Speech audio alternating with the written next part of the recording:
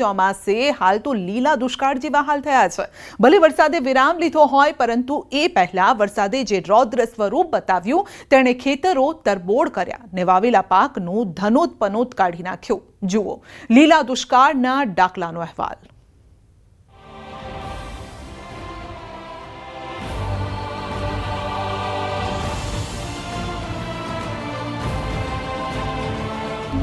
આકાશમાંથી ખેડૂતો પર વરસી આફત। ખેતરોમાં તમે જોઈ શકો છો, પાછળ ઠેઠ લગીને જ્યાં લગીને નજર પડે ત્યાં લગીને પાણી જ પાણી છે। બીજું કઈ વસ્તુ કઈ રહ્યો જ નથી। પાક જે ખર્ચા કર્યા એ બધા નિષ્ફળ ગયા છે। વધુ વરસાદે ખેડૂતોને કર્યા પાયમાલ। કપાસ, અડદ, બાજરી, જુવાર અને તલ જેવા પાકોને ભારે નુકસાન થયું છે અને ખેડૂતોને પૈડા ઉપર પાટું જેવી પરિસ્થિતિ છે। તો આ બાબતે સરકાર યોગ્ય કાર્યવાહી કરે। જી હા, જુઓ આને કહેવાય લીલો દુષ્કાળ। પાયમાલીની સાથે ઘણું દર્દ પણ આપી જાય। પાકોની અંદર વરાપ ન હોવાના કારણે નિંદામણ પણ નથી કરી શકાતું અને એની અંદર જે હાથી હોય છે, હાથી પણ હાલી શકતું નથી।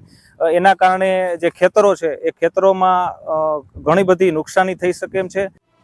હજુ તો ચોમાસાને 1 મહિનો જ વીત્યો છે, ત્યાં તો બરબાદીની બોલતી તસવીરો ખેડૂતોનું દુઃખ વર્ણવી રહી છે। ગુજરાતમાં વાગ્યા છે લીલા દુષ્કાળના ડાકલા। હા ભાઈ હા, વધુ પડતા વરસાદે પાકનો સોથ વાળી દીધો છે, જે આપ દ્રશ્યોમાં જોઈ શકો છો। ત્યારે આજે બતાવીએ ઉત્તર અને સૌરાષ્ટ્રના એવા વિસ્તારોની વ્યથા જ્યાં ખેડૂતોને નુકસાની સિવાય કંઈ હાથ નથી લાગવાનું। પહેલા વાત ગુજરાતના બનાસકાંઠાની કે જ્યાં ખેડૂતોના ખેતરો પાણીમાં ગરકાવ થયા ને પાકને એવો પલાળ્યો કે એમાં કંઈ લેવા જેવું બચ્યું જ નથી। ચોમાસું ધમધોકાર શરૂ થયું હતું, તેવામાં છેલ્લા દિવસોમાં બનાસકાંઠામાં વરસાદે મજબૂત પધરામણી કરી। એવો વરસાદ વરસ્યો કે બધું પાણી પાણી કરતો ગયો, જાણે મહિનાની કસર એક જ દિવસમાં પૂરી કરી દીધી। ચારે તરફથી ઘેરાઈ ગયો છે રાજ્યનો ખેડૂત। પહેલા પાણી માટે તરસતો અને હવે એ જ પાણી તેના માટે પનોતી બનીને આવ્યો। બનાસકાંઠા જિલ્લામાં 6 દિવસ મેઘો એવો મંડાયો કે પાલનપુર, વડગામ, અમીરગઢ, ધાનેરા, દાંતીવાડા સહિત ડીસાના રસ્તા, ગામડા અને ખેતરોને જળબંબાકાર કરી દીધા। ખેડૂતો વરસાદની આશાએ પોતાના સારા વાવેતરના સપના જોઈ રહ્યા હતા અને તે જ ખેડૂતોના આ વરસાદે સપના ધોઈ નાખ્યા। આખરે રડવાનો વારો આવ્યો છે। 10-15 થેલીનું વાવેતર હતું સાહેબ અમારું, અને વરસાદ ચાલુ થયો ઓપનિંગમાં, એટલે અમને સારું લાગ્યું કે આ વખતે વર્ષ સારું થાય, પાણી ઓછા હતા। પણ એમાં પછી વરસાદ એવા અમને રોવરાયા કે કોઈ પાર જ નથી। 2.5-3 લાખની પેદાશી અમારી થોત, અમે માગતા વાળાને 25 રૂપિયા આપો અને ઘાસચારો બધો બગાડી નાખ્યો છે। હવે હાથમાં બચી છે તો આ કહોવાઈ ગયેલી મગફળી। પાલનપુરના નળાસર, રૂપપુરા સહિતના અનેક ગામડાના ખેડૂતોએ કાપણી કરેલી મગફળી રાખી હતી, જેના પર પાણી ઘાત બનીને વરસ્યું। સપના જોયા હતા સારા ઉત્પાદન બાદ સારી કમાણીના, પરંતુ હવે તો ગાંઠના રૂપિયા ખર્ચ કરવા પડે તેવી પરિસ્થિતિ આવીને ઊભી રહી ગઈ છે। સાહેબ અમારે પાકવાની તો કોઈ કહેવા જેવું નથી, પણ હવે ક્યાં બધું નિષ્ફળ જતું રહ્યું છે। મોગા ભાવના બિયારણ વાયુ, સોનિયા ખાતરનું છે, યુરિયા ખાતર, ડીએપી, બાજરી પાછી હારી, ભગવાન પકવી હારી, પણ બગાડીને ધૂળ કહી નાખ્યું। એટલે હવે કોઈ બીજો ઉપાય રહ્યો નથી। ખર્ચ કર્યું 1 લાખ 1.5 લાખનું, બધું વળતર બધું એમાં થયું પણ કોઈ થયું નહીં। એટલે હવે અમારી સરકાર પાસે માંગ છે, સરકાર આ સર્વે કરે અને અમને કોઈ સહાય કરે તો સરકાર અમારી હાથ જોડી વિનંતી કરીએ। જો કે બનાસકાંઠા જિલ્લામાં આ સમસ્યા માત્ર 1-2 ગામ પૂરતી નથી, પણ અનેક વિસ્તારોના આ જ હાલ છે। અહીં જુઓ, રસ્તો ધોવાયો અને ખેડૂતોની કિસ્મત પણ।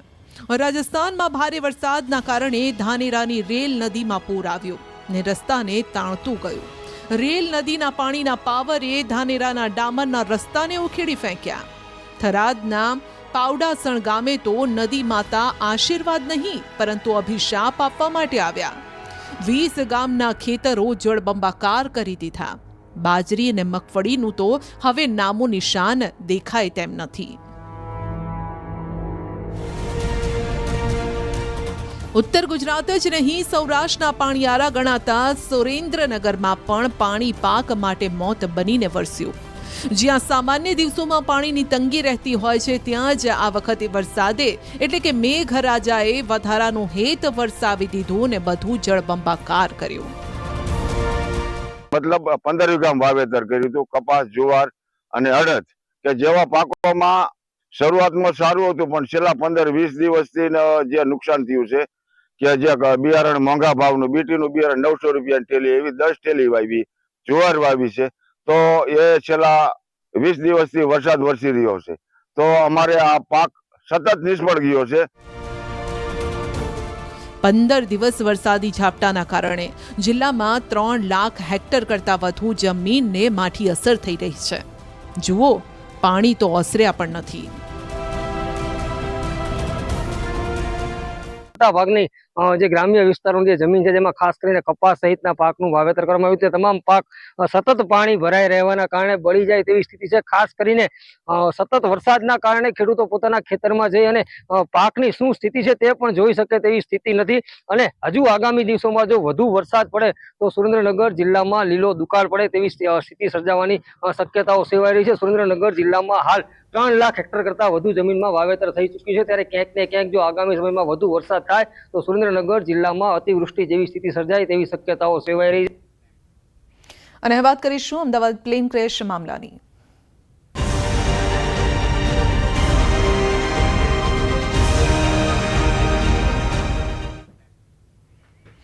અમદાવાદ વિમાન દુર્ઘટનાનો પ્રાથમિક તપાસ રિપોર્ટ આવી ગયો છે અને રિપોર્ટમાં ખુલાસો થયો છે કે એર ઇન્ડિયાના વિમાનના બંને એન્જિન ટેક ઓફ થયાની થોડીક જ સેકન્ડ પછી કામ કરતા બંધ થઈ ગયા હતા. આ જ કારણ છે કે આટલો મોટો અકસ્માત થયો. AAIBએ દુર્ઘટનાના ઠીક 1 મહિના પછી તપાસ અહેવાલ જાહેર કર્યો છે. Aircraft accident investigation bureau of India એટલે કે AAIBએ આ પ્રાથમિક અહેવાલ જાહેર કર્યો છે અને આ રિપોર્ટમાં ઘણા ચોંકાવનારા ખુલાસા થયા છે, જેમાં વિમાન AI-171 ટેક ઓફ થયાના માત્ર 32 સેકન્ડ પછી જ આગનો ગોળો બની ગયું હતું, જેમાં 241 મુસાફરો સહિત કુલ 270 લોકો માર્યા ગયા છે. અને હવે તપાસ અહેવાલમાં એ વાત પણ સામે આવી છે કે ટેક ઓફ થયા પછી તરત જ વિમાનના બંને એન્જિન બંધ થઈ ગયા હતા, જેના કારણે આ અકસ્માત થયો. રિપોર્ટ મુજબ ટેક ઓફ પછી તરત જ બંને એન્જિન એક પછી એક બંધ થઈ ગયા અને બ્લેક બોક્સ રેકોર્ડિંગ મુજબ એન્જિન 1નો ફ્યુઅલ સ્વિચ પહેલા રનથી કટ ઓફ મોડમાં થઈ ગયું હતું અને બરાબર 1 સેકન્ડ પછી એન્જિન 2 સાથે પણ એવું જ થયું.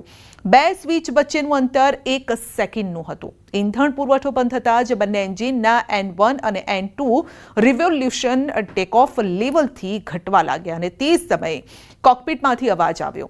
કોકપિટ વોઇસ રેકોર્ડિંગમાં પાયલટ્સ વચ્ચેની વાતચીત થઈ છે અને કોકપિટ વોઇસ રેકોર્ડિંગમાં એક પાયલટ બીજાને પૂછતો સંભળાય છે કે તમે એન્જિન કેમ બંધ કર્યું, જેના પર બીજા પાયલટે જવાબ આપ્યો કે મેં નથી કર્યું. આ પછી એરપોર્ટની દિવાલ પાર કરતા પહેલા જ વિમાન ઊંચાઈ ગુમાવવાનું શરૂ કરી દે છે. EAFR ડેટા અનુસાર બંને એન્જિનના N2 મૂલ્યો ન્યૂનતમ નિષ્ક્રિય ગતિથી નીચે આવી ગયા અને લગભગ રેમ એર ટર્બાઇનનો હાઇડ્રોલિક પંપ શરૂ થયો અને હાઇડ્રોલિક પાવર સપ્લાય કરવાનું શરૂ કર્યું. વિમાન 32 સેકન્ડ સુધી હવામાં રહ્યું અને ત્યારબાદ તે રનવેથી 0.9 નોટિકલ માઇલ દૂર એક હોસ્ટેલ સાથે અથડાયું હતું. પ્લેન ક્રેશ રિપોર્ટના ખાસ મુદ્દાની વાત કરીએ તો ટેકઓફના થોડા સેકન્ડમાં બંને એન્જિન બંધ થઈ ગયા. ઇંધણની સ્વિચ એક પછી એક રનથી કટ ઓફ કરી દેવાય અને કોકપિટ રેકોર્ડિંગ એક પાયલટ પૂછે છે તમે એન્જિન કેમ બંધ કર્યું, બીજાએ કહ્યું કે મેં નથી બંધ કર્યું. તો CCTVમાં પણ જોવાયું RAT સક્રિય કરાયું હતું, જે દર્શાવે છે કે પાવર ખોરવાયો હતો. એન્જિન ફરી શરૂ કરવાનો પ્રયાસ કરાયો હતો અને એન્જિન એક થોડું ઠીક થયું પરંતુ બીજું શરૂ ન થઈ શક્યું અને વિમાન માત્ર 32 સેકન્ડમાં હવામાં જ તે રહ્યું અને બાદમાં રનવેથી 0.9 નોટિકલ માઇલ દૂર હોસ્ટેલથી ટકરાયું હતું. ગતિ વધારવાવાળા થ્રસ્ટ લીવર ઓછી ગતિ પર હતા પરંતુ બ્લેક બોક્સ મુજબ ટેકઓફની સંપૂર્ણ તાકાત લાગી હતી. સિસ્ટમમાં ખામી હતી. ઇંધણની તપાસ કરાઈ, બધું જ સાફ નીકળ્યું છે અને કોઈ ગંદકી અશુદ્ધિ ન મળી. ટેકઓફ સમયે ફ્લેપ્સ અને લેન્ડિંગ ગિયર સારી સ્થિતિમાં હતા. કોઈ પક્ષી અથડાયું ન હતું. હવામાન સ્વચ્છ હતું. હળવો પવન અને સારી વિઝિબિલિટી હતી. બંને પાયલટ સ્વસ્થ અને અનુભવી પણ હતા. કોઈ થાક કે ભૂલ જોવા મળી ન હતી. કોઈ ષડયંત્ર કે હુમલો પણ નથી જોવા મળ્યો. પરંતુ FAAની ચેતવણી હતી કે ફ્યુઅલ સ્વિચમાં ખામી હોઈ શકે છે. એર ઇન્ડિયાએ તેની તપાસ કરી ન હતી. વિમાનનું વજન અને સામાન નિયમ મુજબ હતો. કોઈ ખતરનાક વસ્તુઓ નહોતી મળી આવી.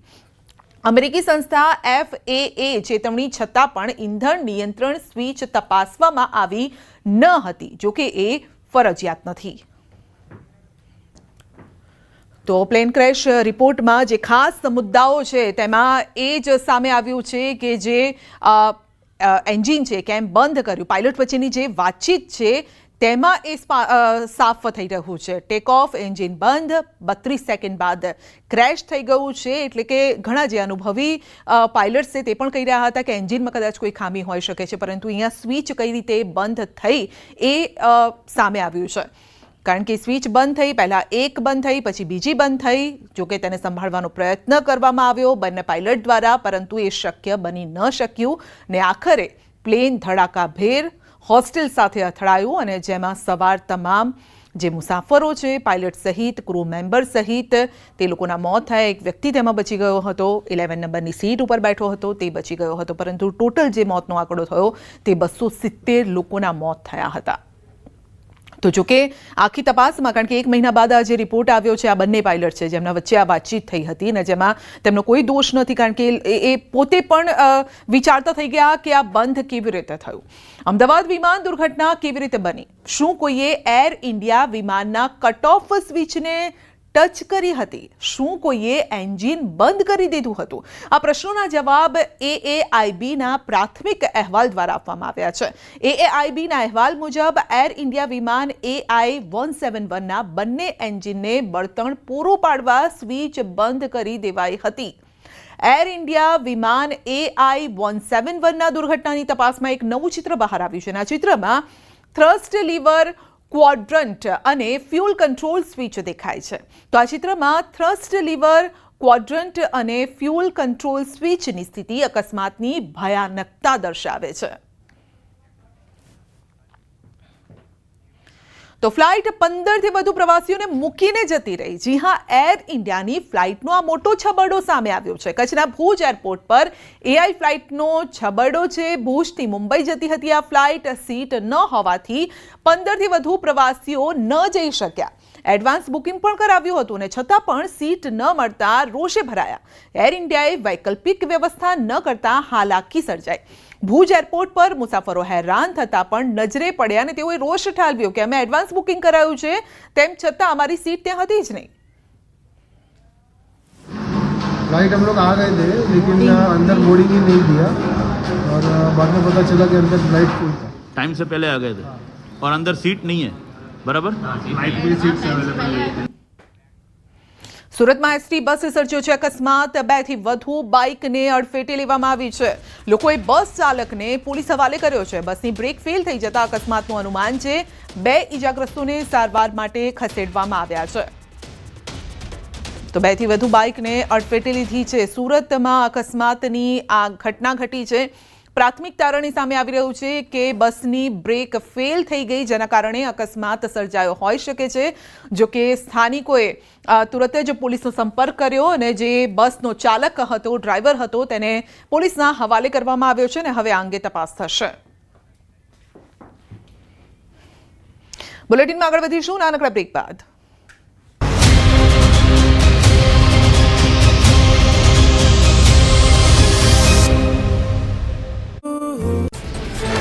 મધ્યપ્રદેશના ગ્વાલિયરમાં અંડરબ્રિજમાં કાર ફસાઈ. ધોધમાર વરસાદના કારણે પાણી ભરાતા કાર ફસાઈ હતી.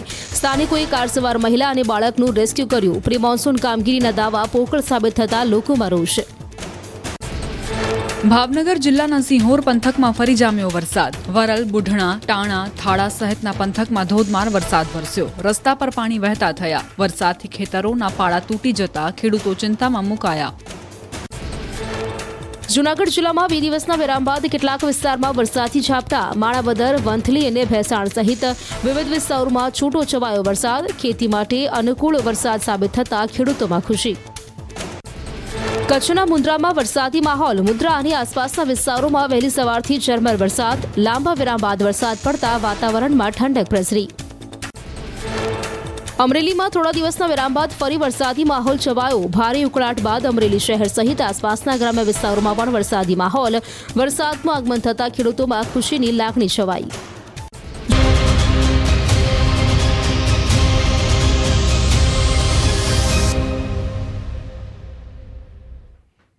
ભરૂચના વાલિયાના કોંઢ ગામના નાળા પાસેથી મળેલ મહિલાનું ગળું કપાયેલા હાલતમાં મળી આવ્યું. મૃતદેહના કેસમાં મોટો ખુલાસો થયો છે.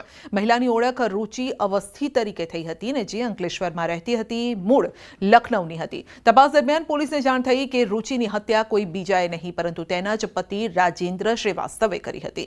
વારંવાર થતા ઘરના ઝઘડા બાદ રાજેન્દ્રએ તેની પત્નીનું ગળું કાપીને હત્યા કરી અને મૃતદેહને નાળામાં ફેંકી દીધો. પોલીસે આરોપીની ધરપકડ કરી અને તેની વિરુદ્ધ કાયદેસરની કાર્યવાહી हाथ धरी. उनका पिछली रात 9 तारीख को लगभग 10-11 बजे के आसपास झगड़ा हुआ था, जो कि उनके फैमिली मैटर्स को लेकर कोई झगड़ा हुआ जिसमें उनकी आपस में झपाझपी हुई और उसने तेज धारदार हथियार से अपनी वाइफ के गले पर वार किया और उसको उसकी हत्या कर दी. उसके पश्चात वो उसकी लाश को लेकर के अपनी कार में डाल के और वालिया के कोंड और डोडवाड़ा गांव के सीमा के बीच में एक पुल के पास में पटक कर चले गए. पूछपरछ के आधार पर और कन्फेशन के आधार पर आरोपी को 8:15 पे अरेस्ट कर लिया है. નવસારીના વાંસદા તાલુકામાં દીપડાનો આતંક યથાવત છે. કપડવંજ ગામમાં એક ઘરમાં દીપડો ઘૂસ્યો હતો. 2 ઘરના 4 લોકો પર દીપડાએ હુમલો પણ કર્યો છે. દીપડો ઘરમાં હોવાથી વન વિભાગે રેસ્ક્યુની કામગીરી હાથ ધરી અને ટ્રંક્યુલર ગનથી દીપડાને બેભાન કરવાની કામગીરી હાથ ધરાઈ હતી. મોટી સંખ્યામાં ગામના લોકો પણ એ જોવા માટે ઉમટી પડ્યા. વલસાડ જિલ્લામાંથી પસાર થતા અમદાવાદ મુંબઈ નેશનલ હાઈવેની હાલત અત્યંત ખરાબ છે. પ્રથમ વરસાદથી હાઈવે ધોવાઈ ગયો છે અને હાઈવે પર મસમોટા ખાડા પડ્યા છે અને આથી રોજિંદા પસાર થતા વાહન ચાલકો પરેશાન થાય છે.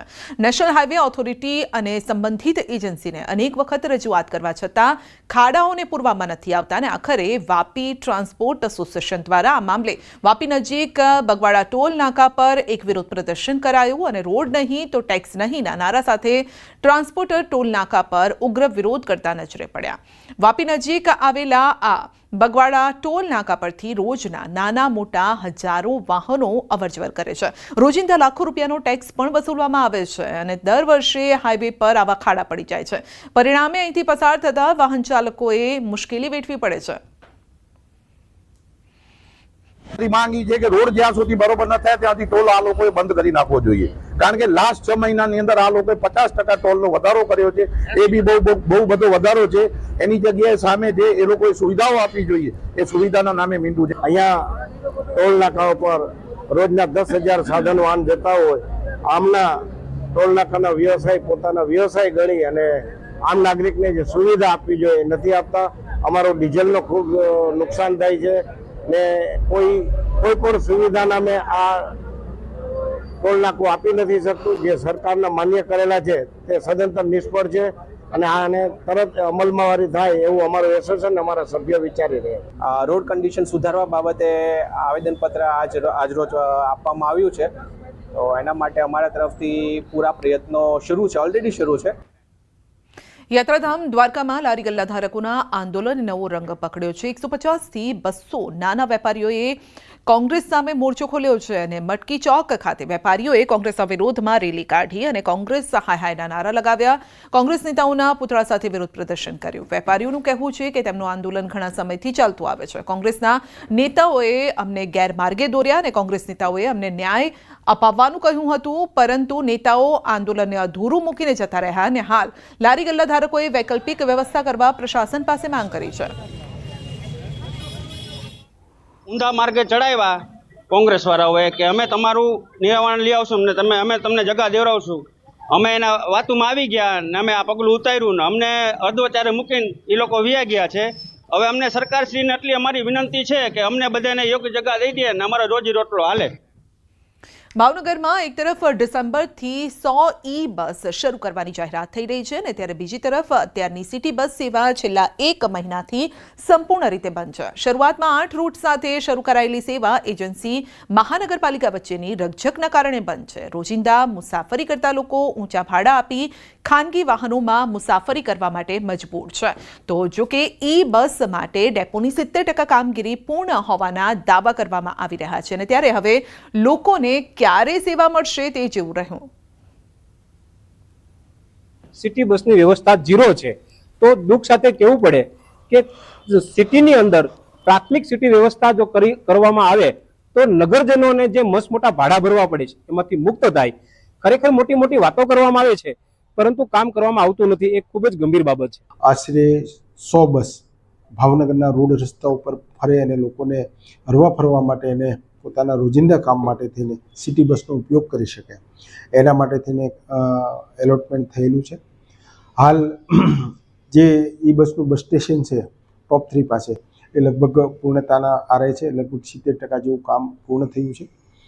અમે આશા રાખીએ છીએ કે સપ્ટેમ્બર એન્ડ અને ઓક્ટોબરની શુભારંભે આપણે શરૂઆતના દિવસોમાં લગભગ 50 બસ મળે એના માટેના રૂટ નિયત કરવામાં આવ્યા છે. રાજકોટની ભાગોળે પણ એક મિની હિલ સ્ટેશન આવેલું છે જ્યાં આધ્યાત્મિક વાતાવરણ અને પ્રાકૃતિક વાતાવરણનો સંગમ જોવા મળે છે. આ સ્થળ એટલે ડુંગરાઓ પર બિરાજતા ભીચરી માતાજીનું મંદિર. અહીંનો અદ્ભુત નજારો તમને પ્રસન્ન કરી દેશે.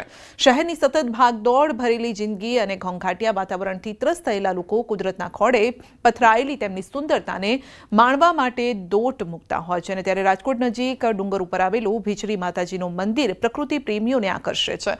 શહેરના પ્રદ્યુમન પાર્ક ઝૂથી ભીચરી માતાજીના મંદિર સુધી જવાની સફર શરૂ થતી હોય છે. સફર શરૂ થતાની સાથે કુદરતી નજારો પણ શરૂ થાય છે. નશાળી માહોલમાં લીલાછમ વૃક્ષો, ખેતરો, તળાવ, ડુંગરાઓ પ્રકૃતિ પ્રેમીઓ માટે આકર્ષણનું કેન્દ્ર બને છે.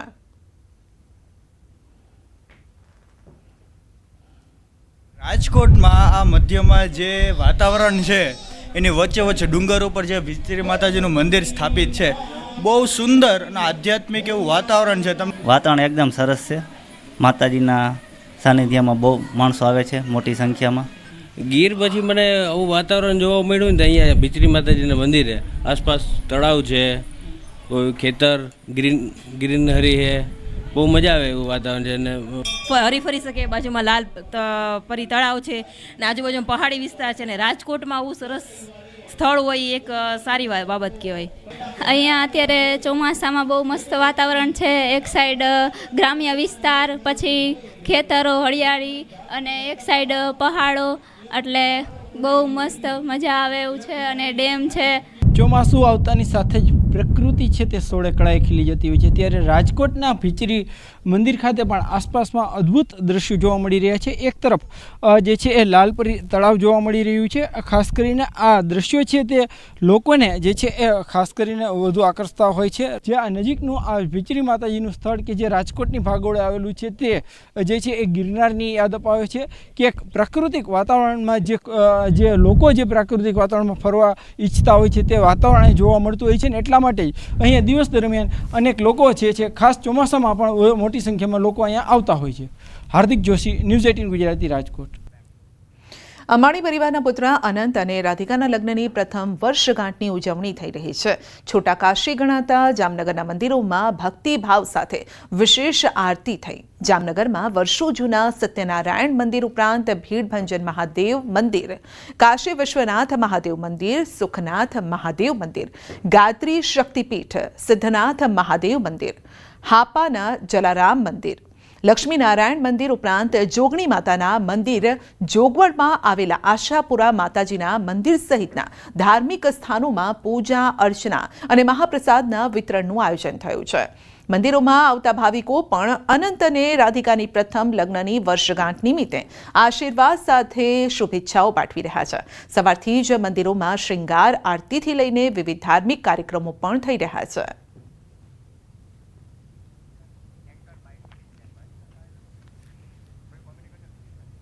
તો વિશેષ પૂજા અર્ચના મહાપ્રસાદનું આયોજન કરવામાં આવ્યું છે. અનંત અને રાધિકાના લગ્નની પ્રથમ વર્ષગાંઠ છે તો આ નિમિત્તે પ્રાર્થના આ સાથે પૂજા કરવામાં આવી રહી છે.